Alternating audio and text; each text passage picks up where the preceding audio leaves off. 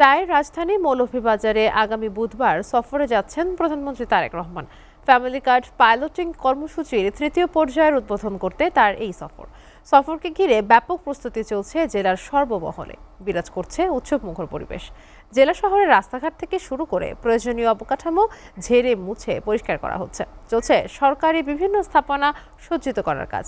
শ্রীমঙ্গলের ভিক্টোরিয়া উচ্চ বিদ্যালয় মাঠ এবং মৌলভীবাজার সরকারি উচ্চ বিদ্যালয় মাঠে মঞ্চ তৈরির কাজ প্রায় শেষ পর্যায়ে। মৌলভীবাজার থেকে হোসাইন আহমেদের পাঠানো তথ্য এবং ছবিতে ডেস্ক প্রতিবেদন।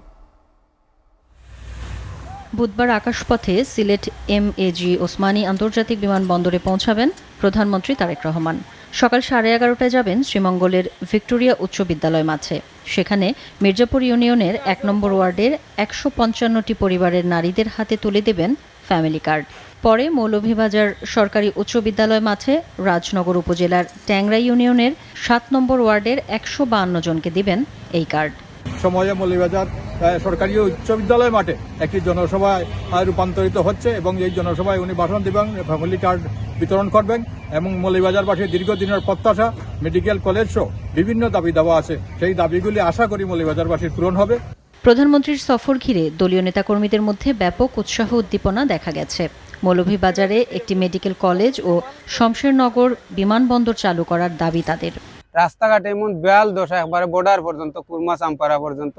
আর সবচেয়ে বেশি আরো সমস্যা হইলো আমরা রুগী নিয়ে যদি আমরা যে উপজেলা হসপিটাল আছে গুফাননগর আমরা হয় হসপিটাল আছে, এই হসপিটাল ডাক্তারের সংখ্যা একবারে কম, আর এখানে গেলে সঠিক সেবা পাওয়া যায় না। শমশেরনগর বিমানবন্দর হইলে আমরা সুবিধা পালাই, এলাকার যাত্রী আই চেক করা লাগে না।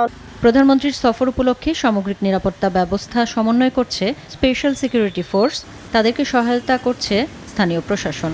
সামগ্রিক যে নিরাপত্তা ব্যবস্থা সেটা সামগ্রিকভাবে সমন্বয় করছে, আপনারা জানেন আইন অনুযায়ী স্পেশাল সিকিউরিটি ফোর্স, পাশাপাশি আমাদের জেলা প্রশাসন, পুলিশ প্রশাসন থেকে শুরু করে সরকারের প্রত্যেকটা দপ্তরে আমরা যে আমাদের সার্বিক সহযোগিতা সেটা আমরা করছি এবং জনগণের মধ্যে একটা উৎসাহ উদ্দীপনা তৈরি হয়েছে এবং সবাই আমরা মৌলভীবাজার জেলার সর্বস্তরের জনগণ থেকে শুরু করে আমরা প্রশাসনে যারা রয়েছে তারা মাননীয় প্রধানমন্ত্রীকে বরণ করার জন্য প্রস্তুত রয়েছে।